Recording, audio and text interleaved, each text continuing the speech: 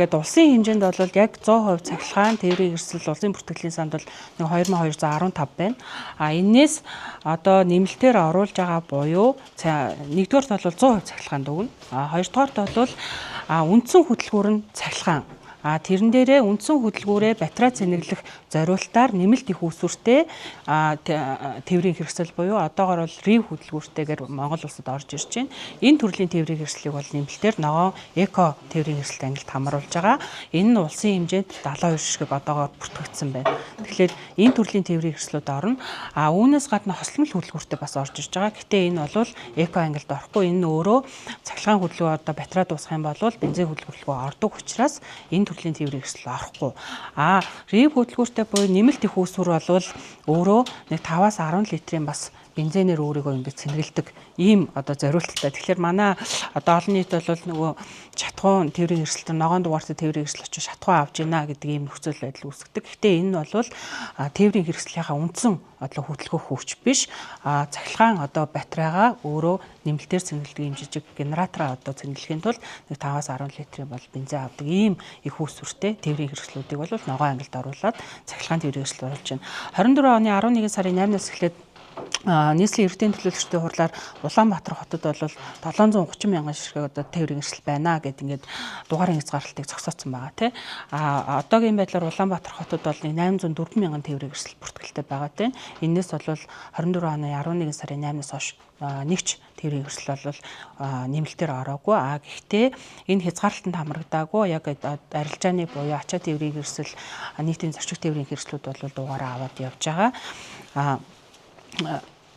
Энэ төрлийн иймээс одоо нөгөө цахилгаан тээврийн хэрэгслүүдтэй бид нар тээврийн хэрэгслийн дугаарыг бол чөлөөтэй олох ийм зохицуултыг бол засгийн газар танилцуулаад холбогдох одоо сайдын тушаал шийдвэр засгийн газрын тогтоол шийдвэр ингээ гаргах гэж явж байна. Ногоон дугаартай тээврийн хэрэгсэл нэгдүгээрийг нэгээр чөлөөтэй зорчих боломжтой гэж яриад байгаа. Тэгэхээр хүмүүст энэ талаараас ногоон дугаартай тээврийн хэрэгслийн хэрэглээг нэмэгдүүлэх 2024 онд бол эрчим хүчний сайд, нийслэлийн засаг дарга, байгаль орчны сайд, зам тээврийн сайдын хамтарсан төлөвлөгөө байдаг.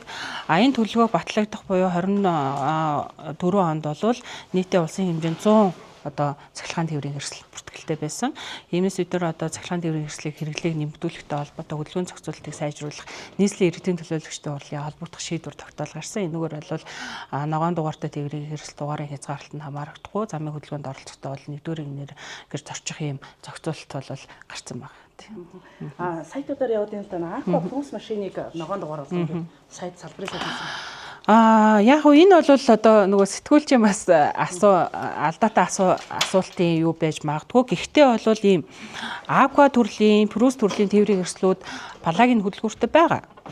Цахилгаан одоо бензин хослолсон хөдөлгүүртэй байгаа. Дээр нь бол G500 одоо сүүлийн үеийн тээврийн хэрэгслүүд яг ийм одоо хөдөлгүүртэй тээврийн хэрэгслүүд загвар төрлөөр орж ирж байгаа. Тэгэхээр бид нар ямар одоо загвар төрлүүд орж ирэх нь бол мэдэхгүй шүү дээ.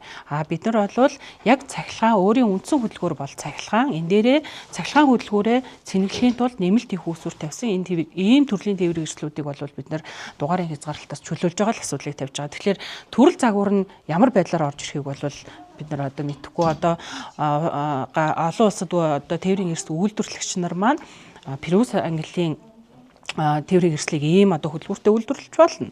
Аквагаас үйлдвэрлэж болно тий. Тэгэхээр яг нөгөө тээврийн хэрэгслийн төрөл загвар гэхээс илүү тухайн тээврийн хэрэгсэл маань ямар хөдөлгүүртээр орж ирж байгаа гэдэг дээр л ангиллын тогтоож өгч байгаа. Цахилгаан машиныг цэнэглэлтүүдийг ер нь одоо хэр их хэлбэргүй бас одоо ингэ дэмжиж идэг орон нутгийн мөтөд тэмдэг.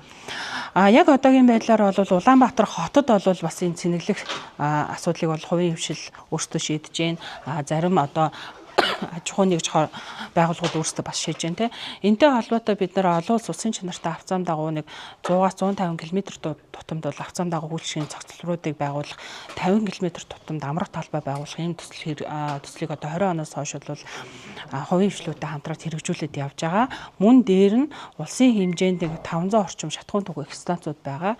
Энэ хүрээндээ бас энэ цахилгаан дэд бүтцийг бол бий болгоё гэдэг ийм төсөл хөтөлбөрүүдийг хувийн хөгжлүүдтэй хамтраад хэрэгжүүлээд явж байна. Энэ дээр байгаль орчноос бас ногоон зээлийн хөтөлбөрийг бас хэрэгжүүлэх чинь засгийн газраас эрчим хүчний хувьд одоо цахилгаан эрчим хүчний хангах сэргээгт эрчим хүчийг бас ийшээ чиглүүлэх ийм одоо нэгдсэн ийм хөтөлбөрүүдийг хэрэгжүүлж байгаа. Энэ дээр хэд хэдэн одоо хувийн хөгжлүүд бол улсын хэмжээнд зам дагуу үйлчлэгийн зохицолттой холбогдуулаад амрах талбайтай холбогдуулаад мөн Улаанбаатар хотод байгаа авто зогсоолууд дээр бас зай талбайг нь гаргаад өгчвөл цахилгаан одоо цэнэглэгдээд үцгийг байгуулна гэсэн ийм саналуудыг гаргаад явж байна.